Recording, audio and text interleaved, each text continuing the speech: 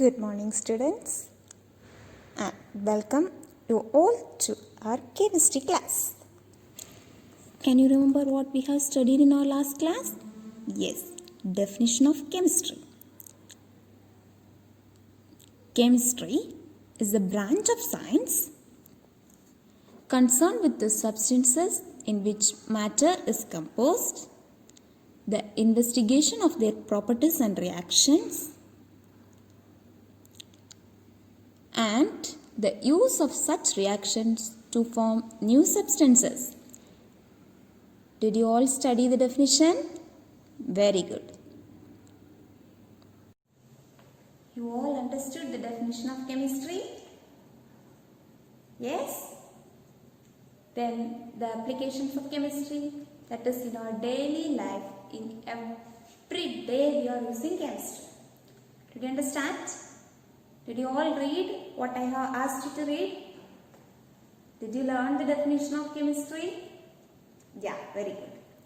Now, in today's class, we are going to learn about the development of chemistry. How chemistry got developed. What is the story behind the word chemistry and what they did in chemistry, etc. Come. The word chemistry is derived from the word alchemy. Alchemy means transmuting matter. The word alchemy is derived from a Greek word called chemia, that means transmuting metals. Now, what is the meaning of this word transmuting? Anybody knows? Transmuting is changing the substance from one to another. That is called transmuting. Now, chemistry is derived from a word alchemy. Alchemy is derived from a Greek word chemia. Chemia means transmuting metals, that is changing metals. Alchemy means transmuting matter, changes that we are performing in matter. Did you understand? Now, we can learn about a new word called alchemist. See, alchemist, these are a type of persons performing magic, we can say. What they do is, they change elements, they try to change elements into gold using philosopher's stone. What is the work of alchemist? They change elements into gold using philosopher's stone. Now, what is this philosopher's stone? It is a stone for performing magic. Like that, this alchemists were performing magic to change any elements into gold. So, they have tried to change these elements into gold, but they did not succeed. They did not get gold from all the elements. But while they performed these experiments, they got many other elements or alloys. These alloys are used in many fields like medicine to treat many diseases. So, from there, they have started to derive some elements using this philosopher's stone that is used in medicinal field, that is to extend the life of human. So, then their motive is to extend the life of people. They have tried using this philosopher's stone. Finally, they did not succeed in that, but as they have performed many experiments with these elements, they got new alloys. Different alloys used in different fields. One alloy will be used in medicinal field, another one will be used in laboratory or in production, like that.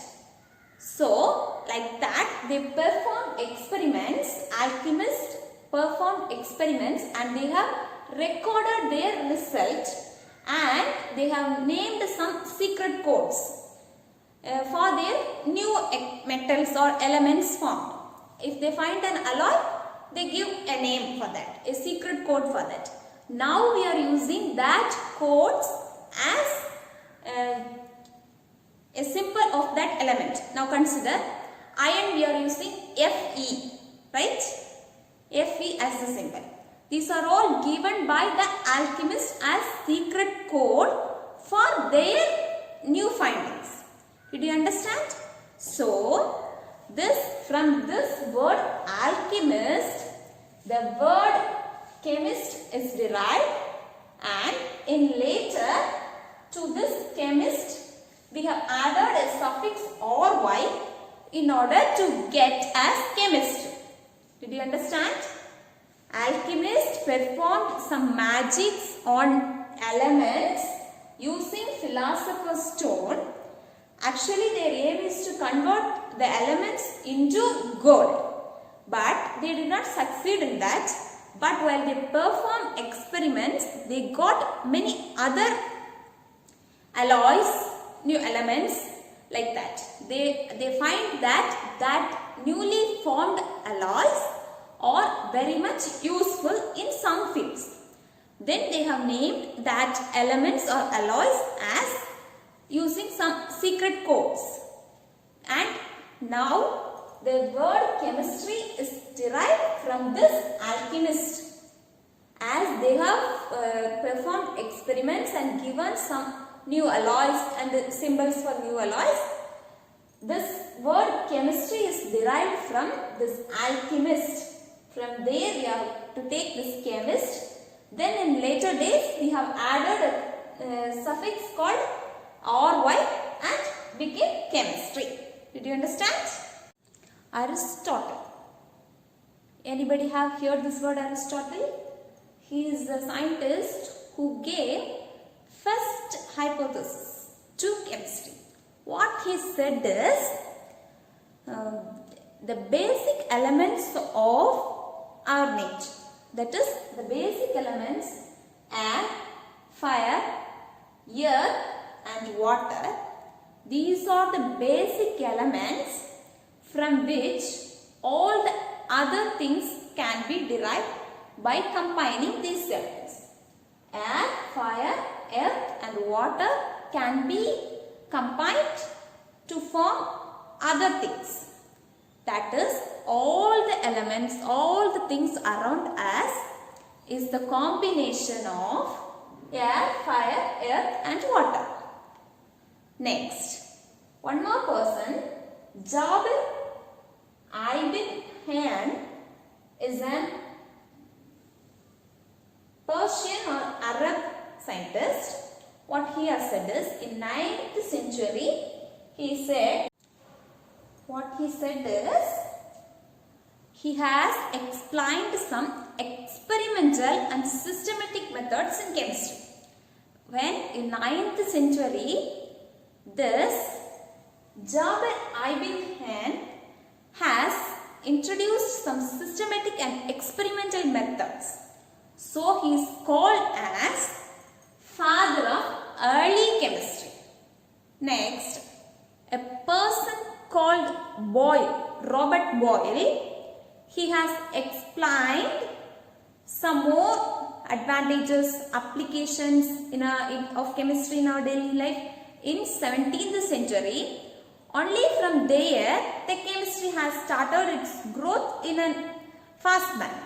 So, he is called as the father of modern chemistry. Okay? Initially, the art of alchemy was started in Egypt and China. Then, it is spread to Europe also. But in India, the method of alchemy is just used for medicine in the field of Ayurveda. Did you understand? Yes. Now, we can study about an application of chemistry in older days. How chemistry was developed and how chemistry is applied in our older days. We can see an application for that. What you see here is a 7.2 meter tall iron pillar that stands near Qutub Minar in Delhi. It was constructed in 400 AD during the reign of Chandragupta II of Gupta dynasty. Now, after 1600 years, it is still very smooth and shiny. Usually iron rods will rust, isn't it? But after 1600 years, it is very strong till today also. How is it possible? Yeah, this is possible because they have used a wrought iron with high content of phosphorus and low contents of carbon, sulfur and magnesium. Also in olden days, manufacturing of soap, medicines and extracting metals from their ores are also developed very well. Did you get clear? Now our next topic is notable chemists or scientists. What we know about scientist?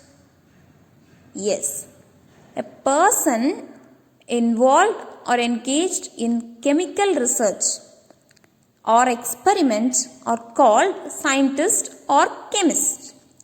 Did you understand? A person engaged in chemical research or experiment is called scientist or chemist. Now we can learn about some of the scientists. The first one is Anthony Lavoisier.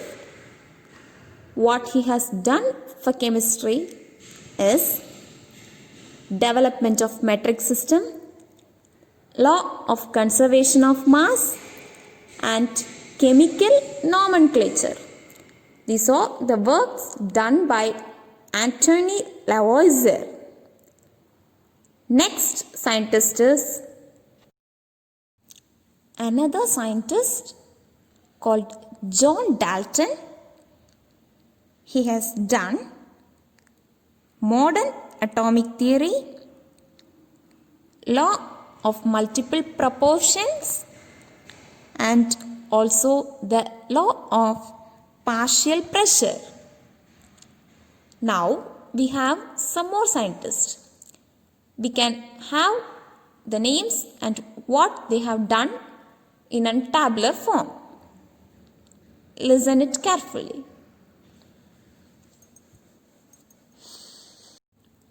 One of the scientists is John Jacob Berzelius. What he has done? Has developed modern system of symbols and formulae. Next is Louis Pasteur. He has developed pasteurization. Next is Dmitry Mendeleev. He is the one who developed the periodic table first. Next, Alfred Bernhard Nobel. He has invented dynamite. Next one, Niels Henrik David Bohr. He is the one who explained the structure of atom.